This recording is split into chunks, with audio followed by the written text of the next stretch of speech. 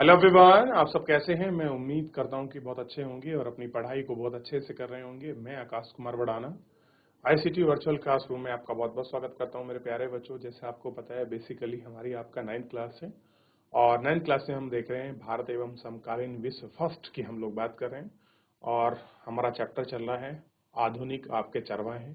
उसी में हम लोग आपका देख रहे हैं आपका अफ्रीका की तरफ हम बढ़े हैं चरवाहे में, और हमने वहाँ की बेसिकली जो आपकी मसाई जनजाति है, जैसे हमारे यहाँ और बहुत सारी जाति हैं जनजाति से गद्दी होगी, बकरवाल होगी, गुजर होगी, इन सब का हमने जीवन पढ़ा। ये कैसे आपका ऋतु प्रवास करते हैं, अपने जानवरों को एक स्थान से लेकर दूसरे स्थान जाते हैं।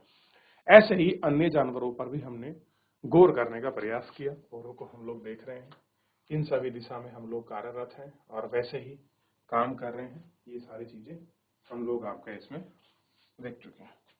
ठीक है, तो वैसे हम पढ़ा और सरहदें बांधी गई, हमने कल यहाँ तक देख लिया था। आज थोड़ा सा आगे बढ़ते हैं और शुरू करते हैं। देखिए,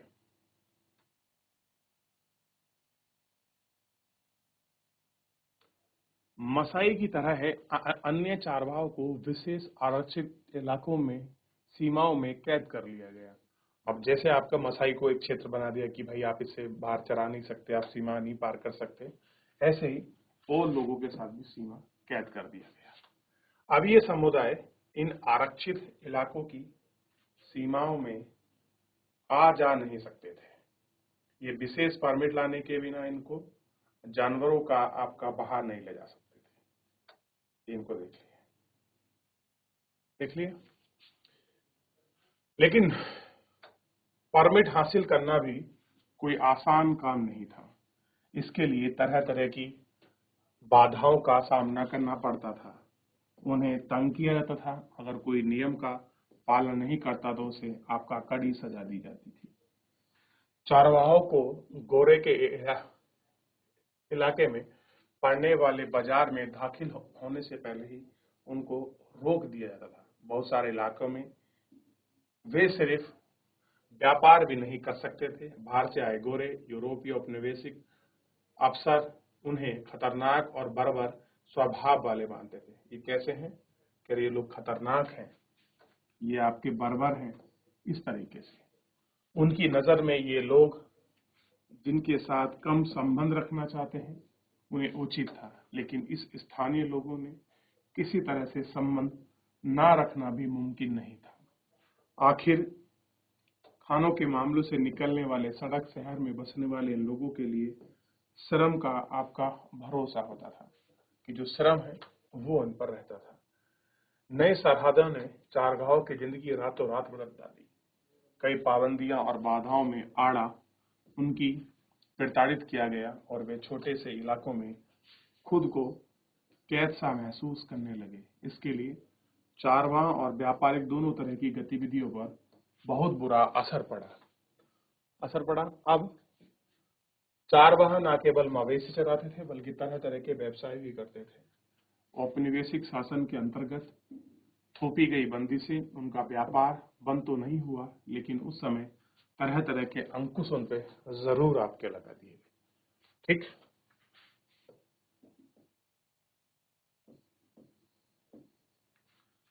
जब चारागाह सूख जाते हैं, सूखा दुनिया भर के चारागाहों की जिंदगी पर असर डालते हैं।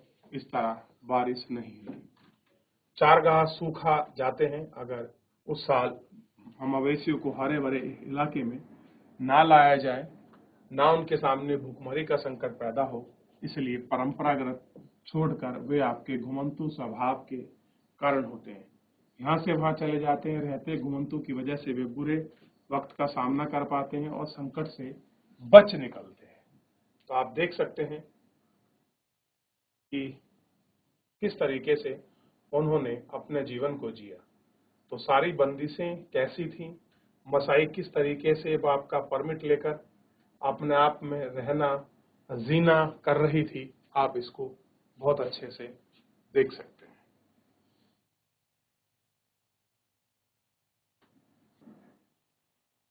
चलिए आगे देखिए, ताकि पता लगे आपका किस तरह के चारगाहों की पाबंदियां थी।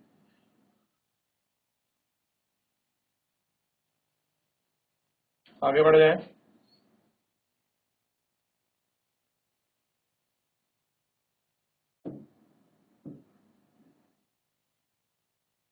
लेकिन औपनिवेशिक शासन की स्थापना के बाद तो मसाई को एक निश्चित इलाके में कैद कर दिया गया, उनके लिए एक इलाका आरक्षित कर दिया गया।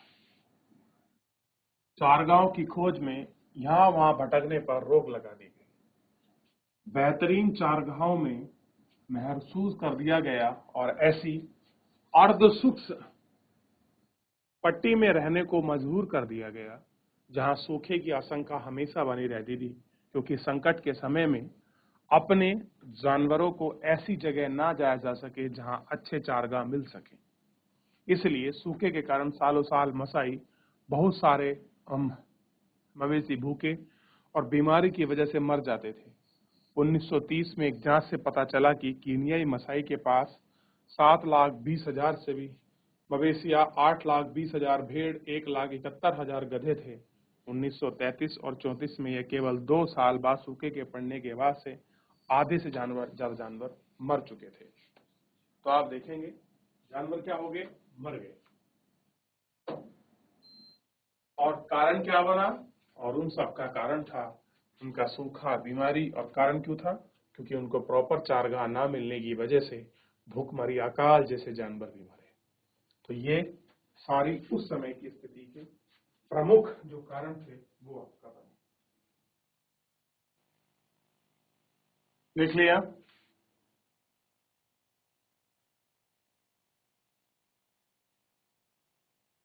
जैसे जैसे चरने की जगह सुगड़ती गई, सूखे के परिमाण स्वरूप भयानक रूप लेते चले गए। बार बार आने वाले बुरे सालों की वजह से चारगांव में जानवरों की संख्या में लगातार गिरावट आई। अब गिरावट तो आएगी जब चारगाह चले जाएंगे, तो खाएंगे क्या, जिएंगे क्या और रहेंगे क्या, इससे असर तो पड़ना बड़ा लाजमी था। और क्यों ना पड़ता, उनकी जीवन जो शैली बदल रही थी। लोगों ने, अंग्रेजों ने, गोरों ने अपने लाभ सुनिश्चित करने के लिए उन्होंने दूसरे के हित की कोई चिंता नहीं की। ठीक है, सब पर एक जैसा असर नहीं पड़ा। औपनिवेशिक शासनकाल में अफ्रीका के बाकी स्थानों पर मसाई लैंड भी में आए बदलाव सारे चारगांव में एक जैसा असर नहीं पड़ा। औपनिवेशिक शासन से पहले मसाई समाज 2 सामाजिक श्रेणी में बटा था। इसमें पहला था वरिष्ठ जन यानी कि एल्डर्स, और दूसरा योद्धा यानी कि वॉरियर्स। और वरिष्ठ जन शासन चलाते थे, समुदाय से जुड़े मामलों पर विचार विमर्श करते थे, ठीक, और अहम फैसले लेने के लिए वे समय समय पर सभा करते थे। योद्धाओं में ज्यादातर नौजवान होते थे जिन्हें मुख्य रूप से लड़ाई लड़ने और कबीले की हिफाजत के लिए तैयार किया जाता था। वे समुदाय रक्षा करते थे और दूसरे कबीलियों के मवेशी को छीन कर लाते थे। जहां जानवर ही संपत्ति होते थे, वहां हमला करके दूसरे जानवर छीनने में एक महत्वपूर्ण काम होता था। अलग अलग चारवा समुदाय की ताकत इन्हीं हमलों में तय हो गई और युवाओं को योद्धा वर्ग ही तभी माना जाता था जब एक दूसरे समूह पर मवेशी को छीनकर और युद्ध के बहादुरी का प्रदर्शन करने के लिए मर्दानगी साबित करते थे। फिर भी वे वरिष्ठ जनों के नीचे रहकर ही काम करते थे। यानी जो वरिष्ठ है मेन वही है, बाकी सब उसकी अंडरटेकिंग है। ठीक है, उसी के साथ वो काम वगैरह करते थे और उन्हीं के अनुसार ये सारी चीजें होती थी और दिखाई भी देती थी। आज भी योद्धा बनने के लिए युवकों को व्यापक अनुष्ठानों से गुजरना पड़ता है। हालांकि ये प्रथा पहले जैसी नहीं रही। इसके लिए युवक को लगभग 4 माह तक अपने कबीले के इलाके का दौरा करना पड़ता है। यात्रा के अंत में वे छापामार की तरह दौड़कर आते ही घुसते हैं।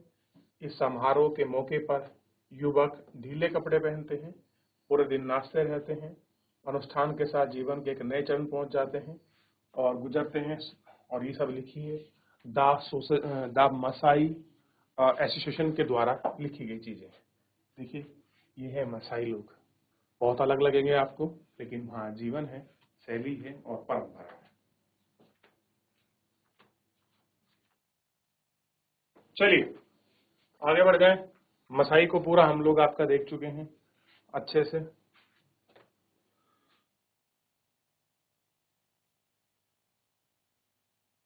अब देखिए, मसाई के मामले की देखभाल करने के लिए अंग्रेज सरकार ने कई ऐसे फैसले लिए जिनसे आने वाले सालों में बहुत बुरे असर पड़े। कई मसाई उपसमूह के मुखिया ने तय कर लिया कि अपने कबीलों के सारे मसलों की जिम्मेदार उन्हें सौंप देंगे। उसके बाद हमलों और वहां लड़ाई पर पाबंदी लगा दी। इस तरह से वरिष्ठ जन और योद्धाओं ने दोनों ने परंपरागत सत्ता बहुत कमजोर हो गई। जो उनकी ट्रेडिशनल चीजें थी वो सारी थी, वो सब का जो है उनकी कमजोर हो गई। जैसे जैसे आपका समय बीतता गया, औपनिवेशिक सरकार द्वारा नियुक्त किए गए मुखिया माल इकट्ठा करने लगे। उनके पास नियमित आमदनी थी, वे जिससे जानवर, साजो सज्जा का सामान, जमीन खरीद सकते थे। वे गरीब पड़ोसी को लगान चुकाने के लिए कर्ज पर पैसा देते थे। उनमें से ज्यादा के बाद शहर में जाकर बस गए और व्यापार करने लगे।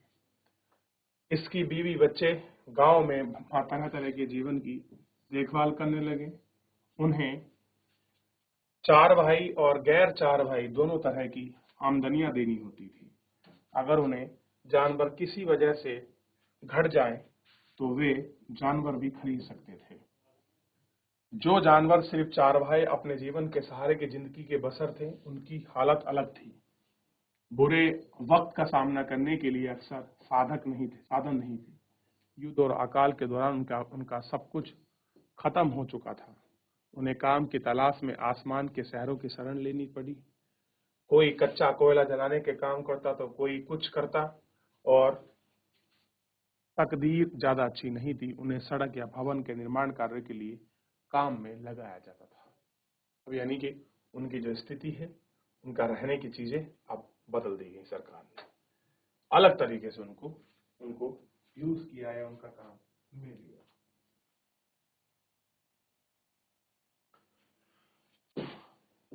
इस तरह मसाई समाज में दो स्तरों में बदलाव आया। पहला, वरिष्ठ जन योद्धाओं के बीच उम्र के आधारित परंपरागत फर्क पूरी तरह से खत्म ना हुआ। बुरी तरह से जूझ रहे और अमीर और गरीब चारगाहों के बीच भेदभाव पैदा हो गया। ठीक, अब ये सारी चीजें उसमें हो चुकी थी। अब था निष्कर्ष की बात। निष्कर्ष देखिए, इस तरह हमने देखा कि आधुनिक विश्व में आए बदलाव दुनिया के अलग अलग चारवाह समूह पर अलग अलग तरह के असर पड़े। नए कानून और सीमाओं की आवाजाही ने धर्रे को बदल दिया। जैसा चारगाह खत्म होते गए, जानवरों का चरना एक मुश्किल काम हो चला। तो जानवर बेचे गए थे, वे अत्यधिक इस्तेमाल की वजह से बेकार हो गए। सूखे के समय में उनकी समस्या पहले से ज्यादा बढ़ गई, क्योंकि तब तक जानवर बड़ी तादाद में दम तोड़ने लगे। अब वे जाने अनजाने पर बहुत सारी बंदिशें थोप दी गईं, इसलिए नए चारगाहों की तलाश भी नहीं कर सकते थे। फिर भी चारवाह बदलते वक्त के हिस्से के खुद को ढालते गए। वे अपनी सालाना आवाजाही का रास्ता बदल लेते थे, जानवरों की संख्या को कम कर लेते थे, नए इलाकों में दाखिल होने के लिए हर संभव लेन देन करते और राहत और रियायत मदद के लिए सरकार पर राजनीतिक दबाव डालते। वे उन इलाकों में अधिकारों को बचाए रखने के लिए अपना संघर्ष जारी रखते जहां पर उन्हें खदेड़ने के लिए कोशिश की जाती थी, और जंगल का रखरखाव प्रबंधन के लिए अपना हिस्सा मानते थे। चारवाहे के अतीत के अवशेष नहीं है, वे लोग नहीं हैं जिनके लिए आधुनिक दुनिया का कोई जगह नहीं। पर्यावरण और अर्थशास्त्री अब इस बात को काफी गंभीरता से मानते हैं कि घुमंतु चारवाहों का जीवन शैली दुनिया में बहुत सारे पहाड़ी और सूखे इलाकों में जीवन यापन करना सबसे ज्यादा उपयुक्त है। कैसा है? अलग अलग है। अब बड़े बड़े रेवड़ को आप यहाँ देख सकते हैं, उनके रेवड़ है, आपको दिखाई देंगे। ऐसा सीन आपको राजस्थान और गुजरात और मध्य प्रदेश में मिलेगा।